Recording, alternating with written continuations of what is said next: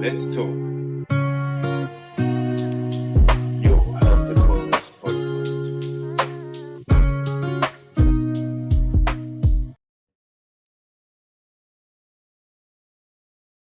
Welcome to the first episode of Let's Talk Health and Wellness. I'm your host, Dr. Avron Urison, and today we're going to explore how gender impacts health and wellness. I'm joined by our panel, Mark Bates, Mark Huse, Brian Kitching, and we also have special guests, Caitlin Matthews, Caryn Schuster, and Grant Austin, owner of Edge and Fitness Clubs. Let's get started, everyone. I think we've got a jam-packed episode, and I think it's very exciting as we unpack this topic of gender impacting health and wellness. There's lots to talk about. So, Mark, let's start with you. Can you walk us through the physiological differences between men and women in terms of muscle mass, endurance, and body fat distribution? Yeah, sure, everyone. So, to start off with, I think there are magnitudes of differences between men and women, but for the sake of the listeners, I'm just going to cover the most impactful that come to health and wellness and fitness. So men function on a hormone called testosterone, and women function on a hormone called estrogen. Both genders have both the other hormones in them, but at a much lower quantity. So men have estrogen, but predominantly have testosterone, and women have predominant estrogen, but also have testosterone. And I think that it's a worthwhile discussion to have around hormones when it comes to men and women, because I think at the end of the day, women are kind of like sometimes a short end of the stick when it comes to training and the ability to lose weight and build muscle, because testosterone seems to be an extremely prevalent hormone in strength and building muscle. So that'll be basically your first massive difference. Just as an example, women have to work about 1.5 times harder to burn the same amount of calories as a man does. Now, I'm talking very, very general here. I'm not saying that this is something that is exactly that way across the board, but for the most part, that is the number you're looking at. So if a guy's in the gym for an hour doing whatever kind of work, if a woman does exactly the same thing, she'll need to spend about 1.5 hours in the gym to burn the same calories. So immediately you have a disparity among the ability to lose weight and drop fat and build muscle. And I think that's a conversation that's not had a lot. I don't think that there's a lot of women out there that actually are aware that things are substantially different, and in a lot of cases, quite a lot harder for them to actually see results. In the same breath, women with estrogen tend to put on body fat easier than men with testosterone, and often have to diet at a lot lower calorie amount than a man to lose weight. So, with all of these things being a prevalent discussion, or a prevalent topic point, I think it's worthwhile to have a discussion that kind of, let's say, shines a bit of light on kind of what women have to go through to get to the similar place that a man has to go through. I think the topic of strength, just, men in general are a little bit stronger because of testosterone than women. Again, that's general, because I've seen someone like Caryn train in the gym, and I can tell you right now, she's a lot stronger than a lot of guys I've seen. But for the general female, I think it's a lot harder to start moving weight and lifting weight, and I think that's why a lot of women tend to gravitate towards cardio, because weight training just seems to be harder. Right. Mark, there's still a lingering myth, right, that muscle makes women look manly. What's your take on this? Yeah, and I mean, it really just alludes to the last point that Mark was talking about there, with regards to, the struggles that a woman would have to go through to put on muscle mass, and I mean, it's one of those analogies of, we've heard it 1,000 times as trainers and people who've worked with women in general, that they look at weights and they go, oh, I don't want to put on muscle mass, I don't want to get too big. And therein lies and it's no fault of their own, it's just a lack of understanding of physiological stimulus, how your body reacts to it, the hormones in your body, like Mark alluded to. So it really is, and also in a way one of the reasons why I don't like hearing that is because it takes away from all the hard work that, say, the athletes like Caryn and Caitlin have done to get to where they are. You don't just pick up a weight and get huge. there's a high level of sacrifice. There's a high level of training, of restrictive dieting. So it really just boils down to, I think, people not quite understanding exactly how your body reacts to stimulus and resistance. So. But in saying that, just a quick little segue is it's really great to see how the gym culture has changed.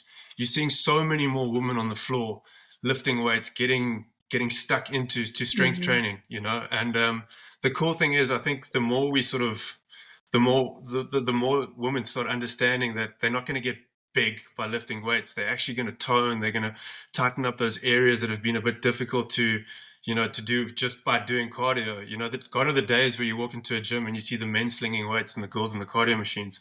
In fact, it's completely the opposite. You see the ladies slinging weights. And it's a really good, positive thing.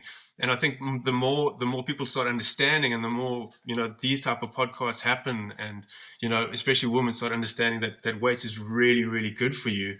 I just think that myth will slowly but surely become something of the past. Yeah. And we're going to talk about, obviously, the importance of building strength and muscle as well as a medical benefit, right?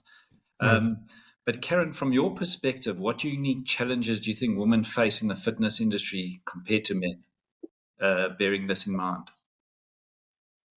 Well, there are quite a few in terms of, with females specifically when it comes to like your specific time during the month when you do go through your menstruation cycle, and that basically takes a lot of your actual strength that a normal guy would have throughout the duration of the month. So with a female, I find myself having strength for about 2 weeks of the month, and the other 2 weeks of the month, it's literally just me in pain and trying to push forward. But what I can say is that it's also in accordance to your mindset as a female. I would still say, try your best to do maybe some cardio if you can't push heavier, whereas a male would be able to push heavier in terms of a female going through PMS or anything like that. So it does become technical when you do the comparisons between the two, because men normally weigh more, they have more muscle composure. um, we as females need a lot more micronutrients and vitamins to help us function when we are experiencing our premenstruation cycle. So there are some tactics that does need to be taken into consideration, especially with strenuous training when it comes to a female. Caryn, do you think females they coming in at a bit of a disadvantage in terms of weight training and muscle strengthening? I beg your pardon? Do you think females come in at a bit of a disadvantage then when it comes to weight training and muscle strengthening? Essentially, I would say that there is a slight disadvantage because obviously, men with the testosterone, we basically only produce about 10% in comparison to men, and also like a woman's heart rate increases a lot slower at the same excursion rate than a male's perspective. So there is a slight disadvantage in terms of that. And then as well, when it comes to meal plans and dieting and stuff like that, a male would obviously obtain a lot more protein and a lot more calories in comparison to a woman needing more like calcium during your menstruational cycle, more protein as well. But a male would always have the upper hand when it comes to weight training. Right. So I think we've established, right? So we all understand, and I think it's pretty clear that that men and women are different, right? Despite what some people might think in the world, we're saying that certainly in our experience, and certainly let's talk about from the gym and training perspective, men and women are different, and we need to take that into account, and that there are physiological differences.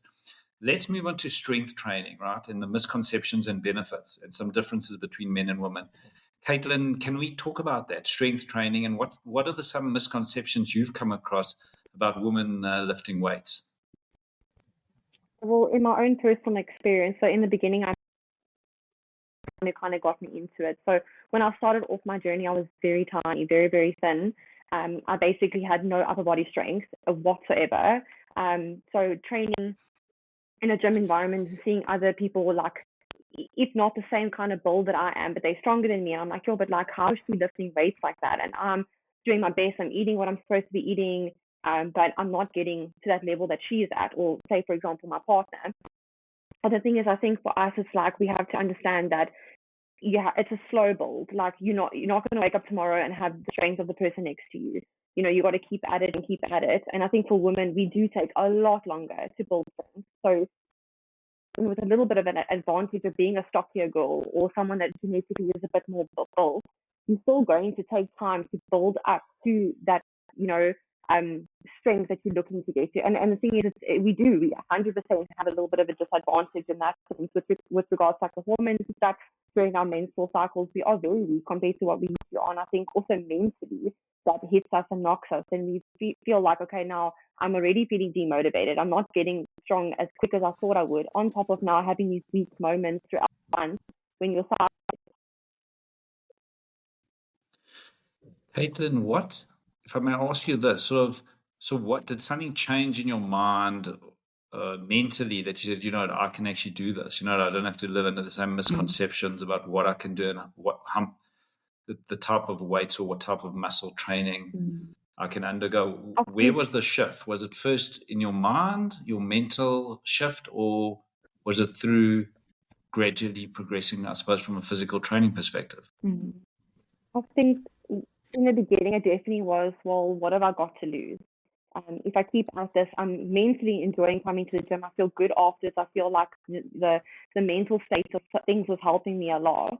So over time, progressively, I was starting to see a little bit of progress. It became addictive. I'm like, okay, what is my possible? Like, what is it capable? What could be next for me? So I just kept at it and kept it. I think for a lot of people, it's just like a point of where your body plateaus. Because a lot of people tell me, oh, my body's like fighting me. It's just it's stubborn. No, it's not stubborn. It's normal. Just give yourself time. It's going to get. You're going to peak, and then your body is going to get to that level. Then you're going to stay there for a bit, and then again you'll get to that next level. So for me, it definitely was finally getting to don't give up. That hunger for it, just keep pushing. Like I said, you've got nothing to do. See what your body do. Start seeing the little things. It becomes so addictive, and you're like, okay, cool. Like, what is next for me? So I suppose that brings us onto the topic, Caitlin, of heavyweight, right? A lot of people have asked this question, and we have a lot of women asking this. How important is it for them to lift heavyweights? I suppose there's this misconception that you're going to a gym, and guys, you can tell me this true or not, but you see all the men lifting the huge heavy weights and the women the lighter weights, right? So are we seeing that change? It's shifting. And I suppose the question is, how important is it for women to lift heavy weights, and what benefits, let's say, personally have you seen from heavyweight lifting? I necessarily think super heavyweight lifting, so just lifting weights, going to the gym, to grow and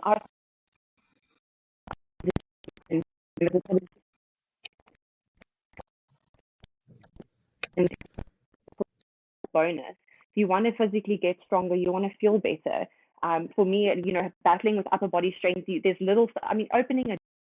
Now I have to ask someone around me, can you please open this for me? I didn't want to be that person.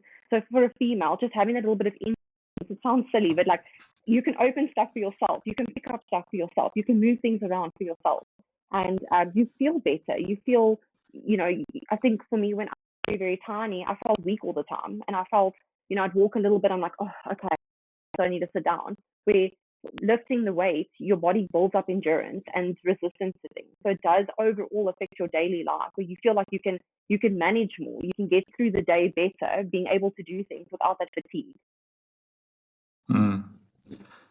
In some of my reading, I've read, and you can tell me whether this is true or not, that a woman, say in their 40s, should be able to carry 75% of their body weight. That's half it. So let's say you weighed 70 kilograms, for example, carry 35 kilograms dead weight. Well, sorry, 75% of that. So say 25 kilograms dead weight in each hand for a minute. Is that possible? I've personally never tried it or asked to try it, but I definitely think it would be possible. There are definitely, Caryn could probably do that now already. There are definitely some women who are just very, very, very capable. Fine. That really comes into, obviously, and what we're trying to stress here, the importance, obviously, of it. No one needs to be super weightlifters, but the importance of, obviously, as you're saying, Caitlin, like just do those weights, do that muscle strengthening, and obviously keep pushing that, right? Definitely. And it also reduces later on in life, injuries and joint issues and all that stuff. If you build up that resistance and you give your body the stability it needs to house, especially for women, as you get older, your bodies change a lot, especially those that have kids. So to allow your body to go through these changes in a way of resistance and allows it to bounce back a lot better. Great. Thanks for sharing that, Caitlin. I think, and that's an important message, really. Strength training and benefits, and we should bear that in mind. And that, yes, there are differences between men and women, but there's no reason men and women shouldn't be working out and building those muscles. And we'll talk a bit about the medical benefits of that as well. I think maybe let's move to understanding a bit about the hormonal health in men versus women as we tackle this area. And let's turn to Brian and Mark to discuss a crucial topic, hormonal health. Now, we know there's a lot of information out there, guys, and it's really about sifting out the important facts for our listeners. So, Brian, can you dive into the roles of the key hormones like testosterone and estrogen, how they impact mental health, metabolism, and fitness for both men and women? Well, hormones play a very crucial role in regulating not just the muscle side of things, but also various other bodily functions. And their impact does vary significantly between men and women. If you look at the hormone in men, testosterone is the primary sex hormone. And it also does present in ladies, but in a lot smaller amounts, and it is produced in men in the testes and in the woman in the ovaries and the other adrenal glands in the ladies. When it comes to the mental health, testosterone levels can really influence mood and behavior. For men, low testosterone levels have been linked to feelings of depression, irritability, fatigue, a lack of self-confidence. And in women, again, if their testosterone levels are a little bit too on the low side, it can actually play a very, very negative role in their energy levels again. When it comes to the metabolism, the hormones also play a large role there. It helps in developing muscle mass. And as we know that muscle itself is metabolically active. So with men being able to put on a lot more muscle, it is easier for them to actually be able to burn their calories. Women, a little bit on the slower side in developing that. But if you work towards it, they do gain it, and they actually do have that improvement where they actually can burn fat at a lot faster rate. When it comes to the fitness, high testosterone levels generally contribute to the muscle mass and the physical strength in men, and it also aids in recovery. So when it comes to the recovery side of things, when it comes to building the mass in gyms, the ability to recover the muscle and get back into the work again hard does help with that side of things. When it comes to estrogen, I'm going to leave it to our ladies' man, Mike. He has a lot of experience working on the ladies' side. And I would refer the ladies to him if there are any issues, because he really is a great expert when it comes to this field on ladies and their hormones. Just before we go there, Mark, and certainly we want to hear on the estrogen side, but Brian, in your experience then, I mean, we're saying high testosterone leads to greater muscle mass.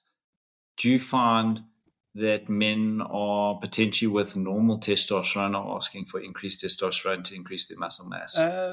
In some cases, yes. But depending on, if you're looking at the social media, folks are actually all going for the testosterone to be the influencers and gain that popularity in the social realm.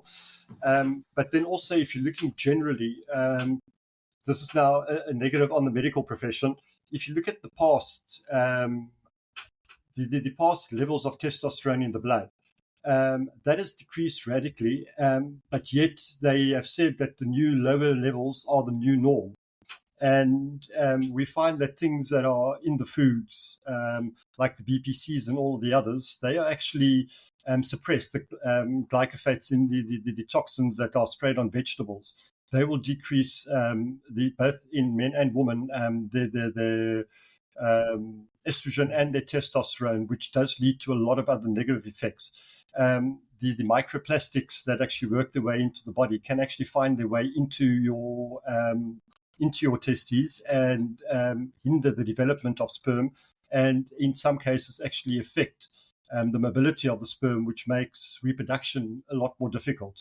So there are a lot of negative outside influences. And what I like about the gym life, and the ladies can attest to this, is it actually forces one to actually start thinking about things and start trying to live a cleaner lifestyle. Before we actually go further on that, listening to the other two ladies, Caryn and Caitlin most probably can attest to this, but especially when it comes to contest dieting, the menstrual cycle there does play a big role, because that throws people like myself out when you try to do your body assessments, because of the added water that they carry. And it would be actually interesting to hear from them, how do they cope with their diet when they do go into their various contests. Right.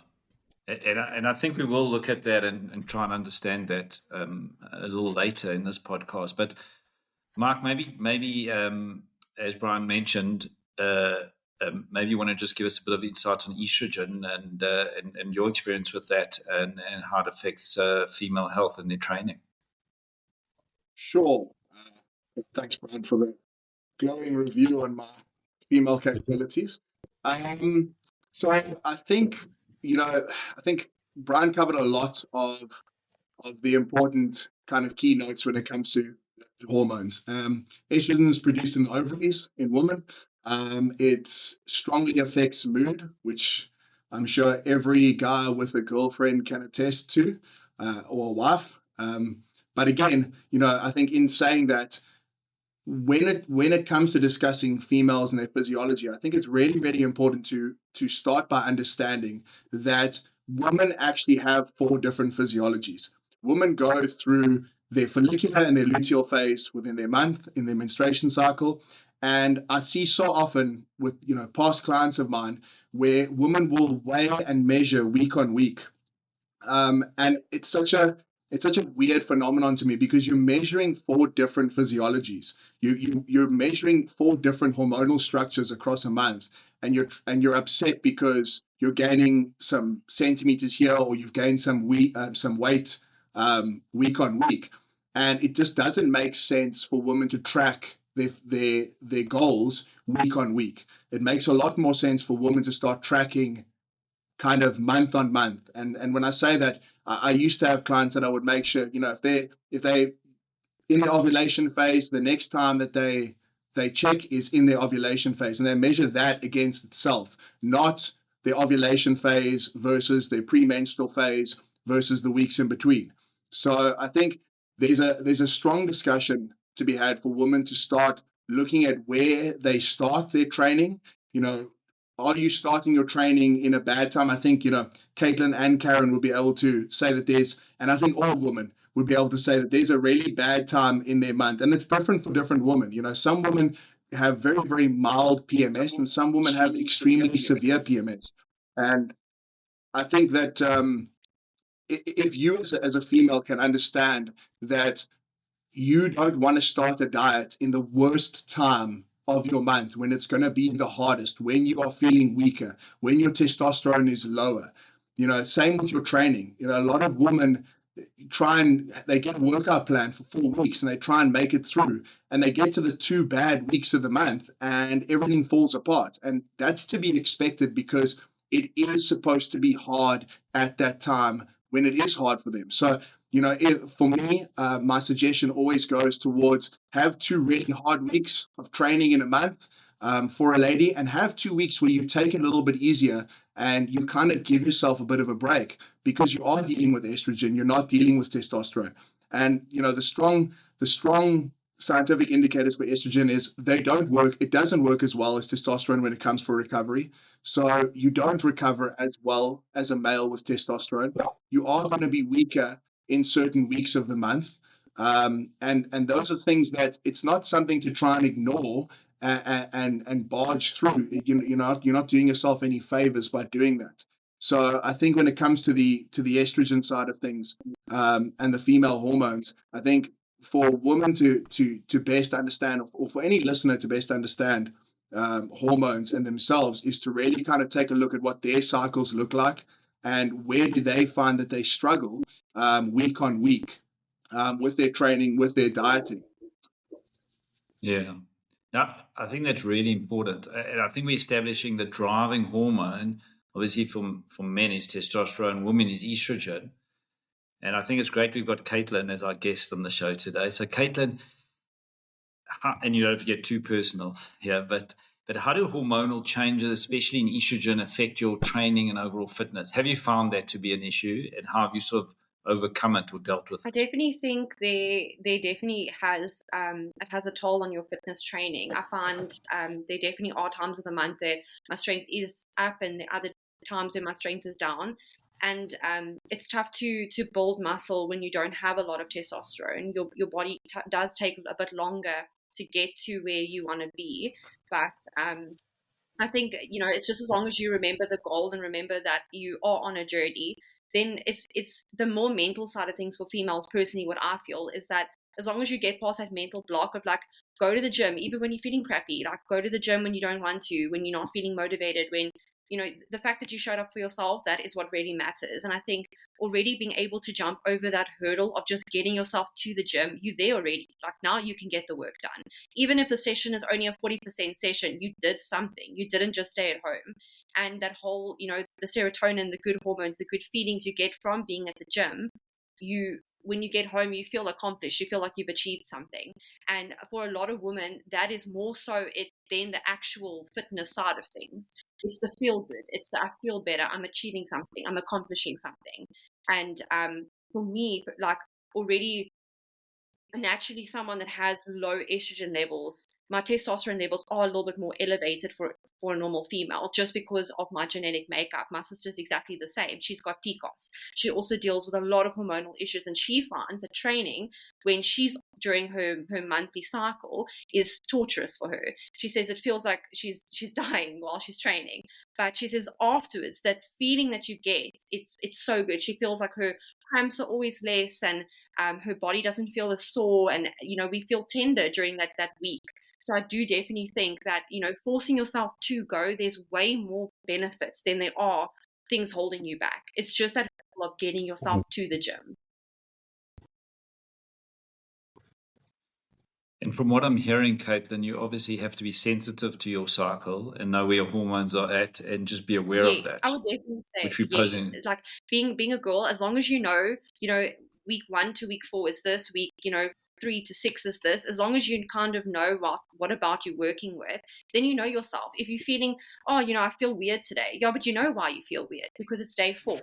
Or, I'm feeling super strong today. Like, I can't believe I lift those weights. It's not because you did any worse on any of those other days. You were just in that part of your cycle or that part of the month, There's parts of the month where you do crave more junk food. There's parts of the month where you feel you crave more nutritious food. It doesn't mean there's anything wrong with you. It's normal. That's your cycle. As long as you know, and every month, I know there are some women that have very irregular cycles, so it's difficult to track, but you know how you feel. If you are feeling, I remember last month I felt like this and it meant this. So it's a good way for them to keep track of everything. Great. I think that's give a great overview, and I think we'll unpack that a bit more later as we go into obviously hormonal balance. But Mark, you mentioned wanting to discuss the impact of birth control on hormones. And can you just elaborate for me what particularly you're interested in around that? Yeah, so, you know, I think I've seen it a lot more prevalent in social media lately. I'm just seeing a lot of negative light being shone upon birth control and its effect on women in just multiple different areas. But I think the one that we're obviously going to focus on is I've seen women that jump onto birth control and gain a lot of weight really quickly. And I think, obviously that's going to be hormonally focused. And I just wanted to kind of get your opinion on, what in the doctor's realm and the medical realm, what have you experienced regarding, people jumping onto different birth controls, switching birth controls, starting birth control for the first time? Is it as bad as the horror stories seem to talk about? Because, I mean, all you see is bad. I haven't seen a social media post where someone got on birth control and, they lost a bunch of weight and they got more muscular. I've only seen the bad side. So, I suppose that it's not necessarily all bad, but it's just the bad things that are being highlighted. So I just wanted to get your opinion on that. So I think with everything, and we know in healthcare and medicine, I mean, there's a lot of information and you have to obviously sift through that. But just to understand a bit of the basics and physiology around that, we know that hormonal birth control, be it the pills, patches, or implants, work by altering the hormone levels, particularly estrogen and progesterone in a female, to prevent ovulation and pregnancy. So that's sort of the high-level overview. So it can affect natural hormone production, leading to changes in mood, energy, overall well-being.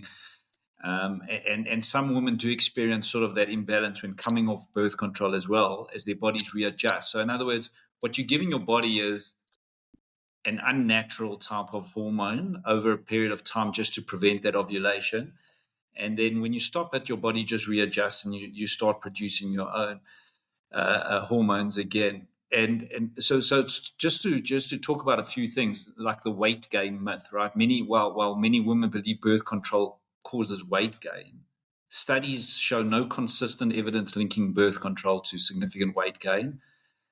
Some methods may cause fluid retention, and that could be mistaken for weight gain.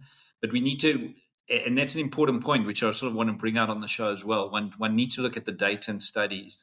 We know there's a lot of information on social media, but there's no consistent evidence linking, say, birth control with weight changes. Appetite changes, we know that can lead to increase in appetite, which may result in weight gain if not managed, but this isn't universal.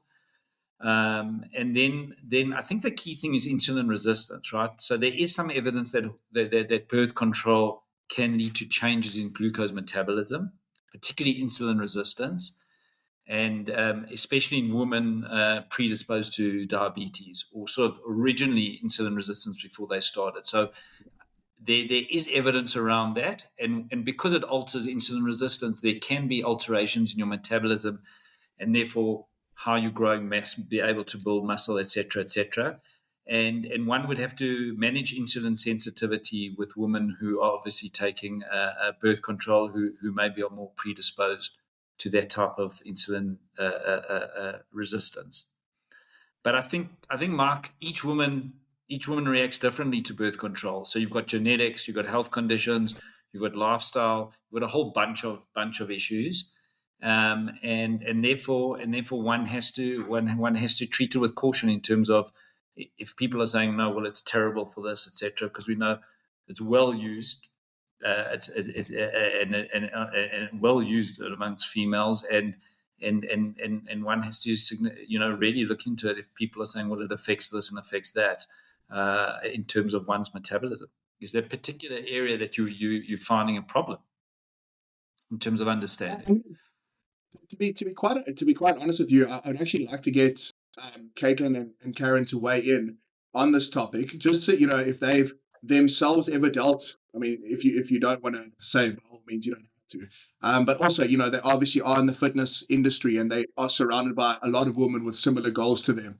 And I'm sure that they would either have some stories supporting issues that women have had, or they wouldn't. And if they didn't, then I think that we could kind of leave it at the fact that it is a lot of, social media talk. But as you said, there's not a lot of science that backs it up.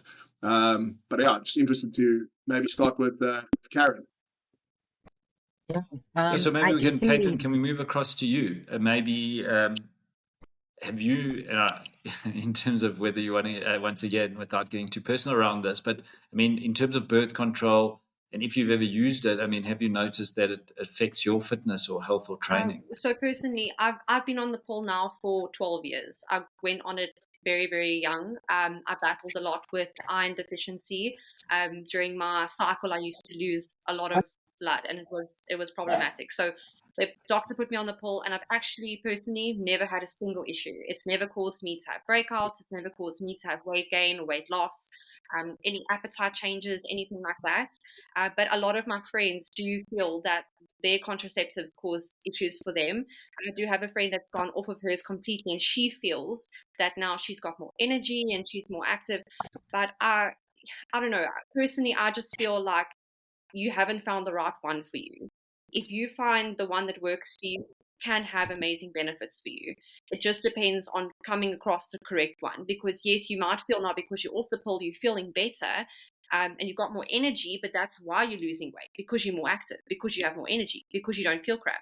So if you find the one that works for you, you can still have the exact same experience of having energy, being able to go to the gym, not a crazy appetite, not, big weight fluctuations, but just something that does work for you if you are someone that's battling, rather than seek into looking to find one that works and just going without and still having now to balance this uncomfortable, unanswered side of things just because, maybe you feel like the weight gain is a side effect when, like the doctor said, it's not necessary to say the weight gain is a side effect. It might just be because it's affecting one other part of your body that can just be fixed by a simple, change in elevation of something.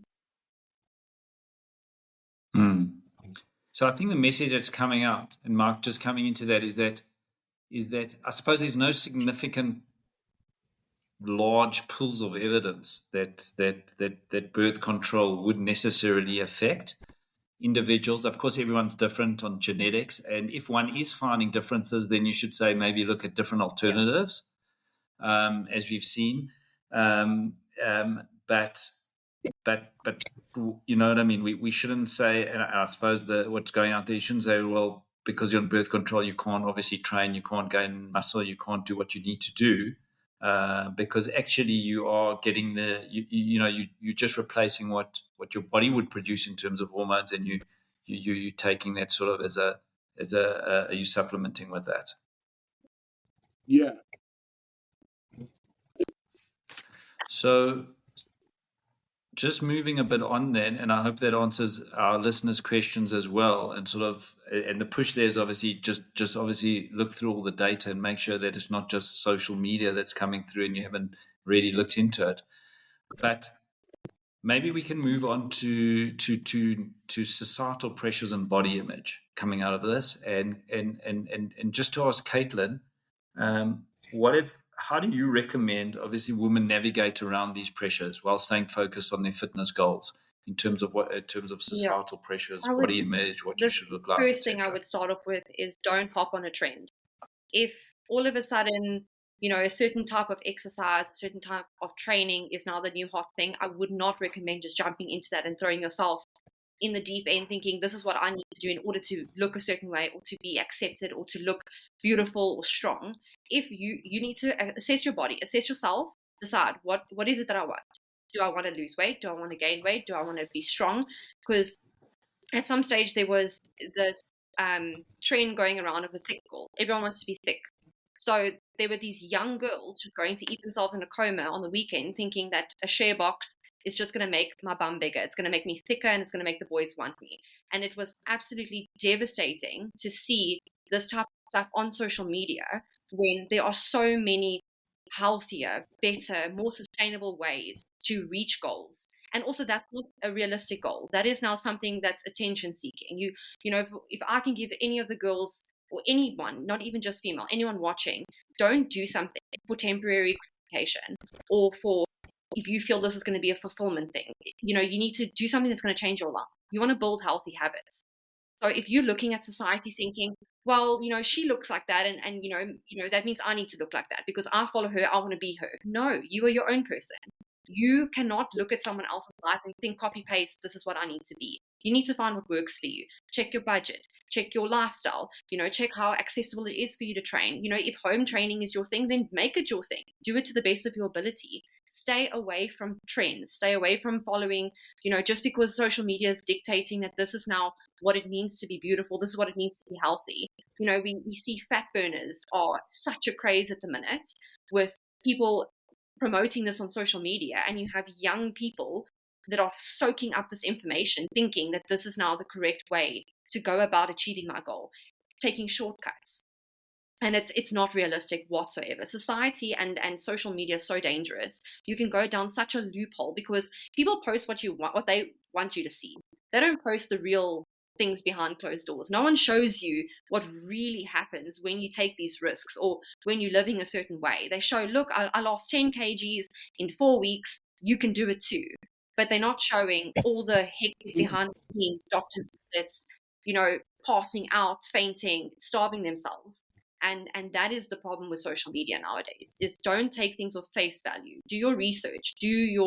Make sure that you know ins and outs of every method, every technique, so that, when you apply it to your own life, that you're not going to do damage. Right. And I think that's a great point, right? Doing research, plotting your road, knowing that it's not a sprint, it's a marathon, it's a long-term process.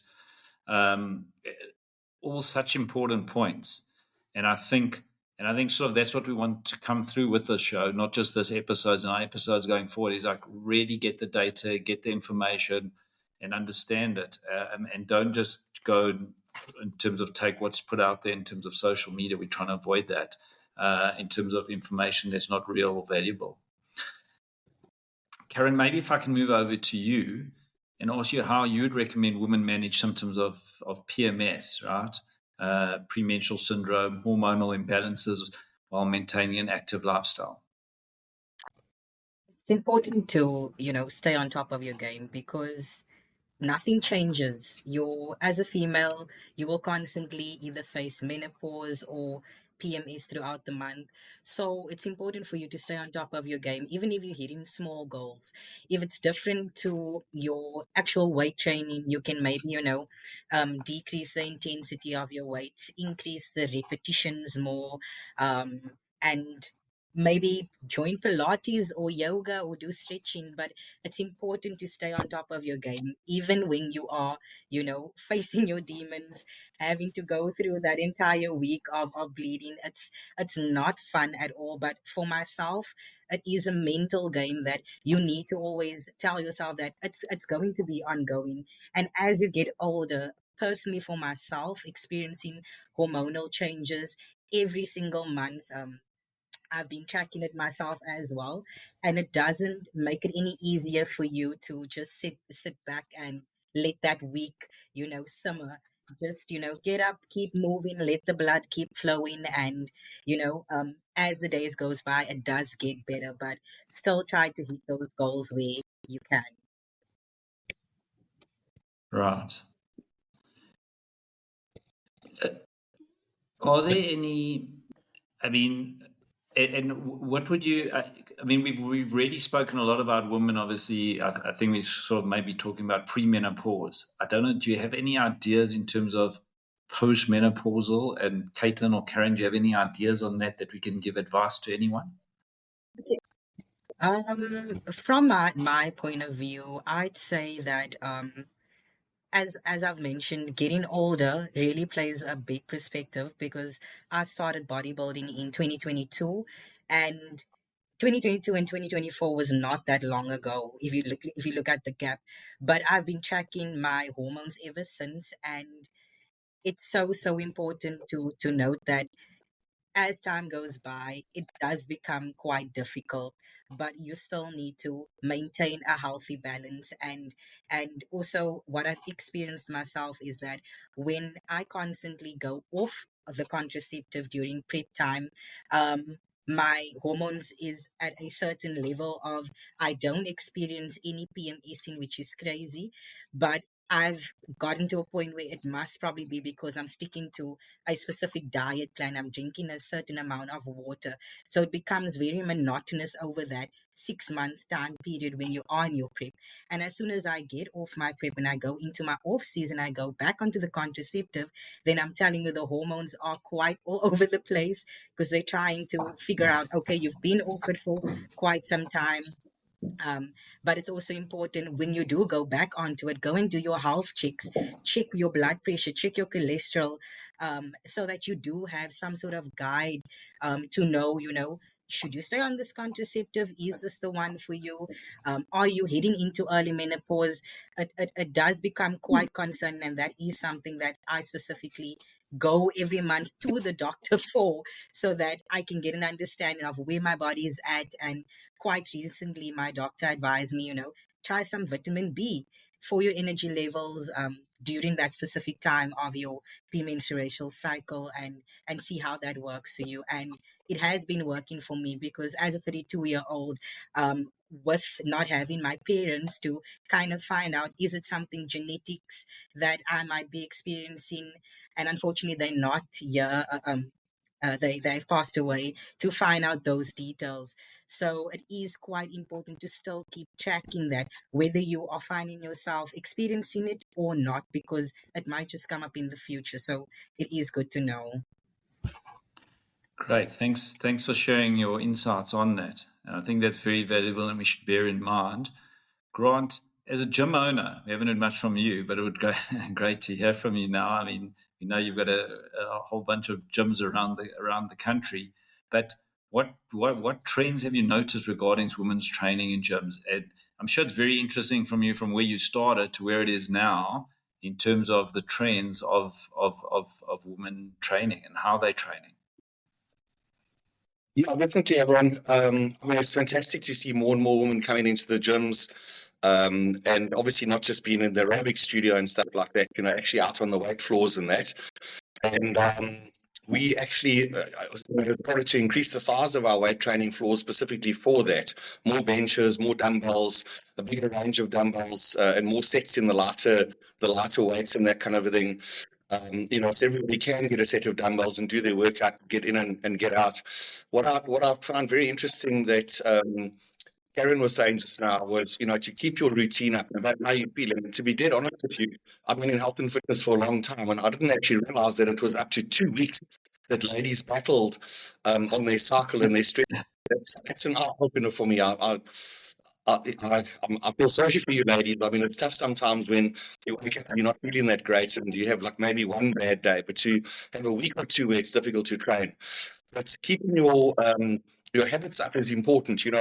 What Caryn was saying just now about go and do a class, go and do some Pilates, go and do something that you can, because you need to maintain those habits. The minute you start to let those habits slip, one day becomes 2 days, becomes 3 days, and then you're out of it again. And within the gyms, like I said, it's wonderful to see the ladies in the areas. We also have specific equipment that we're bringing in because ladies want to build their glutes. So we brought in hip thrust machines, we brought in standing or belt squat machines to take all the pressure off your back and neck and that kind of a thing. So there's some quite nice and cool stuff that's coming in. It's also so nice to see the ladies confident building in the gym areas. There used to be all these guys sweating and grunting and dropping weights and making a noise. I think the men are actually a lot more polite now in the weights area because there's what we say and watch what we do, and obviously, we inclined to be a bit messy in that, and women seem to put us in our place there. So I think it's a good thing for the gym industry in general, and I want to see that trend keep on and on. Another thing that somebody mentioned earlier on in terms of testing, how important it is to test and to understand, if you're on the wrong pill, you're on the wrong pill. And that's not just with birth control, it's with lots of things. You find people change their medication and suddenly they're itching and scratching and sweating and doing all kinds of stuff like that. So it's super important to be in touch with what you're taking and how that's affecting you, to understand and to seek medical advice, to testing and that sort of thing. So that's very encouraging to see that is happening. Aside from that, we also talked about the gym being a place where you can compete against yourself. You know, if you want to try out for the soccer team, there's one small thing that you have to have. You have to have a bit of soccer skills. So, you know, a lot of kids, especially these days, won't try out for the teams because they just know that they're not going to make it and they might look stupid. Whereas in the gym, you're completely competing against yourself and you're improving yourself every day. What Caitlin was saying earlier on about, you know, not being able to pick something up or lift something or open something and how empowering it is, that's something you almost take for granted as a man. You know, you can pick up heavy stuff and do this and open bottles and da-di-da-di-da. But it is very empowering for ladies to start being able to have a lot more control over their lives, control over their bodies, control over what they do from a sporting perspective. And it's just incredible for me to see the physiques that some of these girls come out with. I mean, it's an absolute thing of beauty. So keep it up, girls. I'm really proud of where you are and where you've come and where I'm sure you're going to go to as well. Thank you. Caitlin, maybe I can Thank just you. come in here. Do you resonate with the idea that gym training is about self-improvement rather than competition with others? Absolutely. If I look back at the girl I was when I started my journey, she would not believe where I am now. And it's not a case of like being, like you say, better than anyone else, but looking back at myself and what I did and how far I've come. If you told me 3 years ago that I would be stepping on stage in 2023 and bringing home the SA Champ trophy, I would have told you you're on drugs. There's no way. It's not possible. And now to look back and be like, I did that because I believed in myself. And it's because it was a personal goal, not because I had anybody next to me clapping hands to me saying, you got this. I had to make the decision for myself. How badly do you want it? I tell everyone around me that if there's anything that you want in your life, it's about how hungry you are for it. It's not about motivation. It's not about anything else. It's about discipline and hunger. If you want it bad enough, you can achieve it. And looking, like I said, looking back at where I was to where I am now, even though I'm still not where I want to be, I've made a hell of a lot of improvement just for myself, just in health, being healthy, being stronger, looking healthier, feeling healthier. And, you know, every single time I go to the gym, it's one step closer to being where I want to be. And I mean, it's so empowering. It's an incredible thing. It's something that's completely personal. No one else can do it for you. You have to show up for yourself. And every time you see an improvement, it's because you decided you were going to make that adjustment or that show up that day, no matter how you were feeling. And I think that ties really nicely into our whole theme of these podcasts. It's about health span and not lifespan, which means in every decade that you live, you've got to be the healthiest person that you can be. And in terms of that, we've spoken and we will speak a lot about very important levers that one can pull to achieve that. And one of them is certainly building muscle, right? And muscle, it's a very effective way to obviously make you healthier, both now and in the decades to come. Do you feel healthier? And are your, and I know this may be a personal question, but your measurements, are you healthier than when you started from a total health perspective? My BMI was I was quite underweight when I started my bodybuilding, I would say bodybuilding loosely, my gym journey in the beginning, because it was more so for me just to try to pick up some weight. I was super tiny, like super, super tiny. And it was a case of like I said, I felt unhealthy. I couldn't even pick up stuff properly. I was like very, very underweight. So for me, it was the thing of like, okay, I'm doing this because I want to feel better. You know, the aesthetics wasn't even a part of it in the beginning. It was more honestly just every single day, just trying to feel a bit better. It was very hard. It was very hard in the beginning to go to gym and do exercise because for the next 4 days I felt paralyzed. I could barely move because of like my body was in shock. It was like, girl, what are you doing? But now it's like, okay, great. 2 days, a little bit of gain. I call them gain pain. A little bit of gym pain, 2-3 days, and then that muscle is stronger and you feel healthier. And now, like health-wise, I don't get sick. It's very rare that I get the flu or get sick because we keep our vitamins up, we keep our training schedule up. It also really boosts your immune system going to the gym. There's a hell of a lot of germs floating around everywhere. No matter how clean we keep it, I know the gyms do well, but Caryn can relate. There's a lot of sweaty people. You're going to pick up some chojos, but it honestly builds your immune system. You don't get as sick. You actually really do get stronger in every way. It's amazing. Doc, I'll say something quickly. You know, one of the aspects that we overlook is that at the end of the day, what's in here determines how your whole life runs. So if you're feeling good and positive about your body and people are complimenting you, whether they are or they aren't, you're just seeing good solid gains. It changes your confidence levels as well. And that has such a massive effect on your life in every single way. You know, I go to the gym in the morning. If I'm not feeling great, whatever it is, I have a good workout. I feel great when I walk out. I know that I'm looking the best version of myself that I can, and it has massive benefits to your self-confidence. And if you're confident and comfortable within yourself, your mental attitude is right. It changes every aspect of your life. It's just one of the things that you have to do. No, Grant, exactly that. And I was going to get to the whole mental side of things, and I'm sure. I mean, Caitlin, and I'm sure Caryn has a lot to give input on that as well. I mean, your mental strength to actually achieve this has been incredible, and I suppose sort of what we've outlined through the show, you would have thought, in terms of the way Mark and outlined it, that well, maybe males will have this advantage because they have the steady testosterone. And I think it might have come out through the show that men never wake up and have a bad day, which is definitely not true, right? We may not have 2 weeks of bad days, but we definitely have difficult days. But they have the steady testosterone, but women may be a disadvantage because they have this estrogen progesterone cycle, which obviously varies, and they've got to deal and they've got to deal with that, and obviously manage their training and their health parameters around that. But I think what we've outlined in the show is that it's doable, right? It's different. It's different for males and females. And I sort of think, well, maybe we've neglected the males in the show in terms of what they need to do to track. But I think as at least we've debunked the myth that women can't get there and can't be doing the muscle strength and bodybuilding and building their health as men can. I don't know if Mark or Brian, you want to add anything into that? Yeah, if I may jump in with regards to something, I think something that's also very important is finding what makes you tick as well. You know, like Caitlin and Caryn have found their success and what makes them tick in the sort of bodybuilding performance aspect of lifting weights and that type of thing. But I think it's also very important because not everyone's going to gravitate towards that. So it's also important to find out why are you going to gym? You know what I mean? What is it that makes you want to go into gym every day?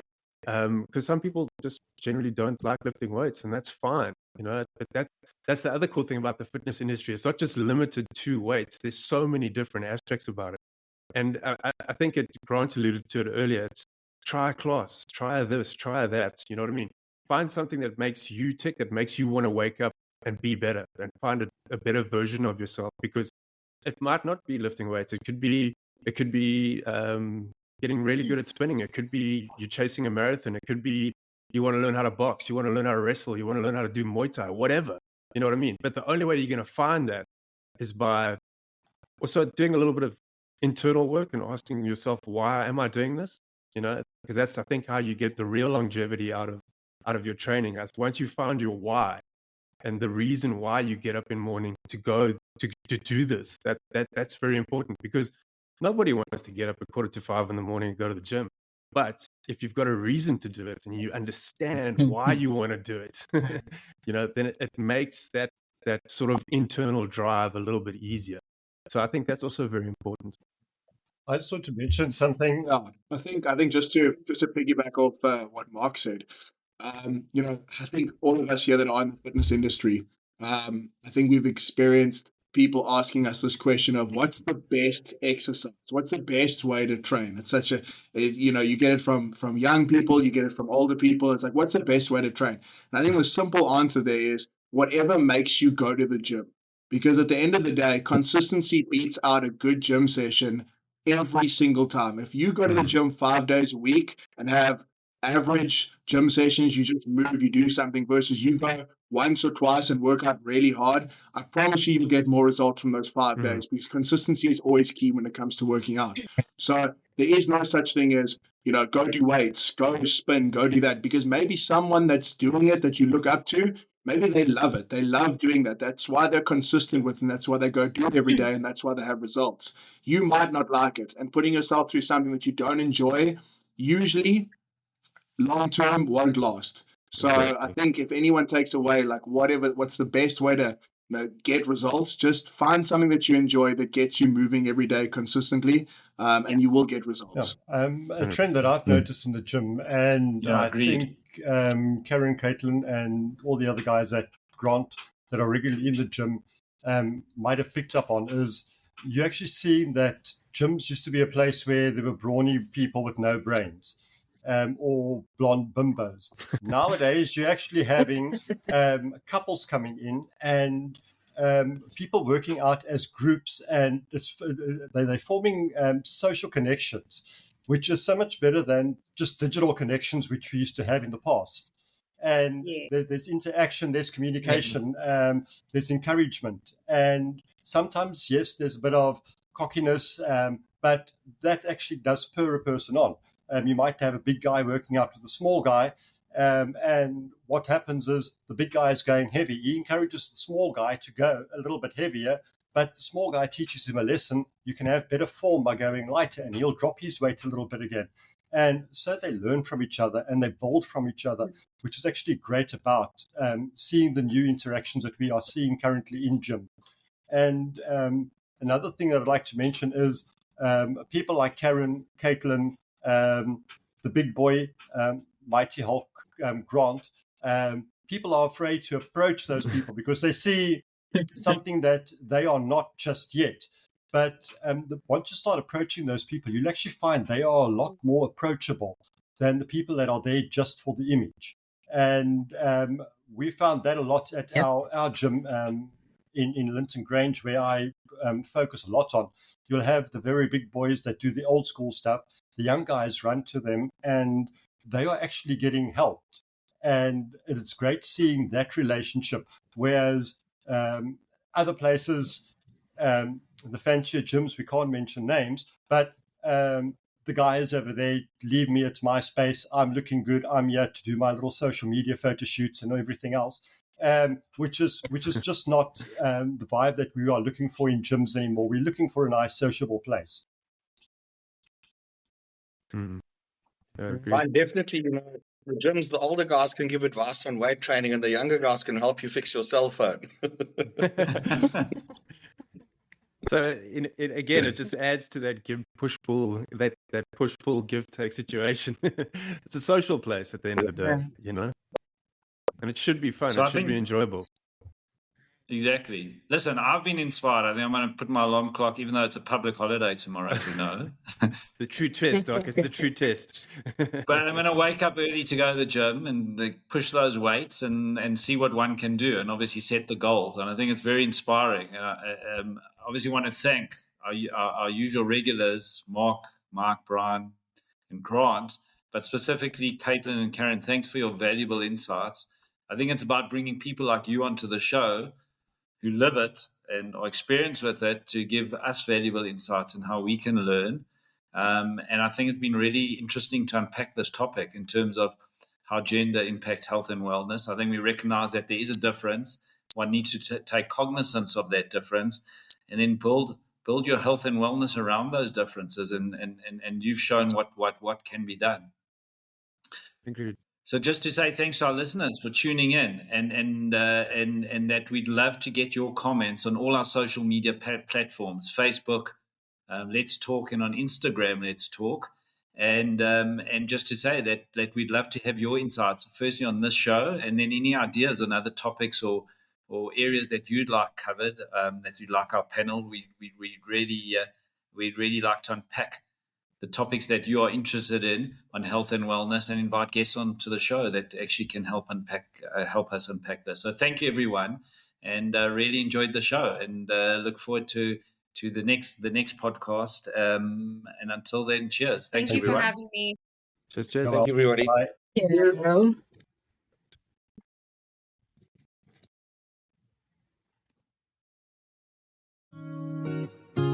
Let's talk.